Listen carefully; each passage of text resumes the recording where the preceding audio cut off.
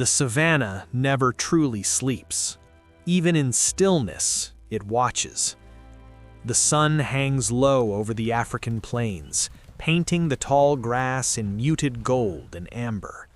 Heat shimmers gently above the earth, bending the horizon and softening the edges of distant acacia trees. The air feels heavy, pressed down by the promise of evening. Somewhere within the grass, something breathes slowly. A lioness lies flat against the ground, her body stretched long and low, muscles hidden beneath tawny fur that blends perfectly with the dry landscape. Her ears twitch at the faintest sounds. Her eyes remain fixed forward, unblinking. She has not eaten in days. Hunger sharpens her focus, narrowing the world to movement, distance, and timing. She does not rush. The savanna punishes haste. Ahead, a herd of zebras grazes calmly. Their striped bodies shift and sway as they tear at the grass, tails flicking lazily against flies. They move together, a living wall of black and white, instinctively aware that survival lies in numbers. Near the center of the herd is a foal. Its legs are still slightly unsteady, its movements less precise. It stays close to its mother, copying her steps, lowering its head awkwardly to graze. The foal does not yet understand silence, does not recognize when the grass stops moving. The lioness watches it carefully. She does not look at the herd as a whole. She looks for imbalance, for hesitation, for youth. The wind shifts. Slowly, deliberately, the lioness adjusts her body, pressing deeper into the earth. Her tail stills.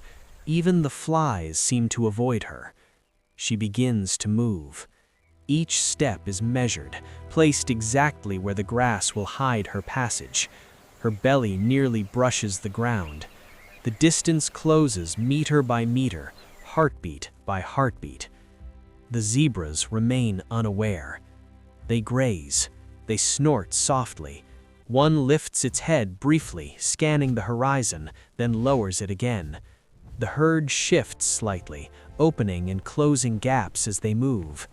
The foal drifts closer to the edge. Not far, just enough. The lioness freezes. Time stretches. A bird takes flight somewhere behind her, wings beating sharply.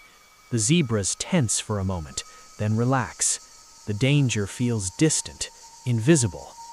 That is when the lioness runs. The grass explodes as she bursts forward, power unleashed in a sudden, terrifying rush. Her body surges across the plain, muscles working in perfect coordination. The distance collapses in seconds. The zebras scatter. Hooves thunder against the dry earth. Dust fills the air as bodies collide and split apart, the herd breaking into chaos. Sharp alarm calls slice through the calm evening. The mother zebra bolts forward, instinctively trying to pull her foal with her. But the foal stumbles. Its legs cross awkwardly. Panic disrupts its rhythm. It falls, scrambles up, then falls again, dust clinging to its striped coat. The lioness adjusts instantly.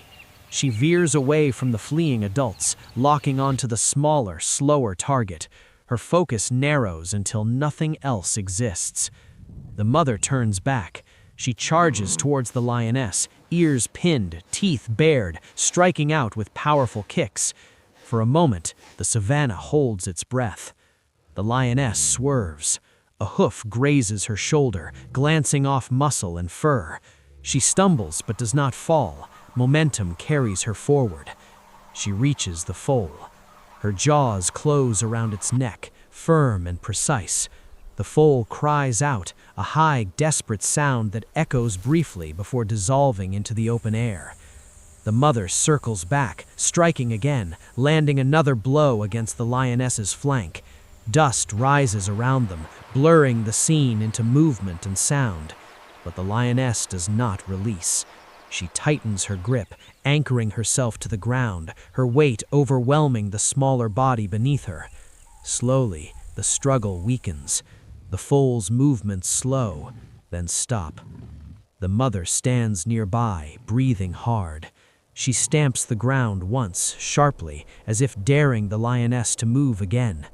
The lioness lifts her head, eyes locked onto the zebra's face. There is no rage there, no satisfaction, only survival. After a long moment, the mother retreats. Not because she does not care, but because staying means death. The herd regroups in the distance, their shapes tense and restless. The mother pauses once more, looking back. Then she follows them. The lioness drags the foal into the grass. She feeds quickly, efficiently, aware that hyenas may arrive at any moment, that darkness will bring competition. Blood darkens the soil beneath her paws. The sun dips lower. Shadows stretch across the savanna, long and thin, swallowing the place where the struggle occurred. The dust settles. The grass rises again, hiding what happened. By nightfall, there will be little sign it ever occurred. The zebras move on. The lioness rests nearby, her sides rising and falling, hunger temporarily eased. Somewhere, insects begin their evening chorus. The savanna resumes its rhythm. There is no mourning here, no cruelty, no mercy.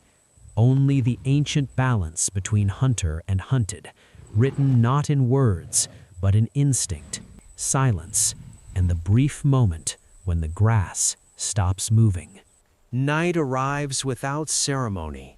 The savanna cools, releasing the heat it held throughout the day. Stars begin to appear one by one, distant and indifferent. Somewhere far away, a lion roars, not in triumph, but in declaration, reminding the darkness that this land is claimed. The lioness lifts her head. Her muzzle is stained dark, her breathing slow now, steady. She listens. Hyenas laugh in the distance, their calls sharp and mocking, carried easily through the open plain. They will come later, drawn by scent and opportunity. They always do. She drags what remains of her meal deeper into the grass, choosing shadow over open ground. Experience has taught her that survival does not end with the kill. It only changes shape. Far away, the zebra herd stands close together. They do not run anymore. They do not graze. They simply stand, ears turning, bodies tense, each breath measured. The mother remains near the center, her head lowered, her sides trembling slightly as she exhales. There is no sound of mourning, only awareness. The night insects grow louder. The wind shifts again, bending the grass in slow, restless waves. The place where the foal fell is already forgotten by the land, pressed flat and swallowed by dust. By morning, there will be no trace. The lioness lies down at last, her body folding into the earth as if returning to it. Her eyes close, but her ears remain alert. Hunger is quiet now, but it will return. It always does. The savanna continues. It does not judge. It does not remember. It only waits for the next step, the next silence, the next moment when the grass stops moving.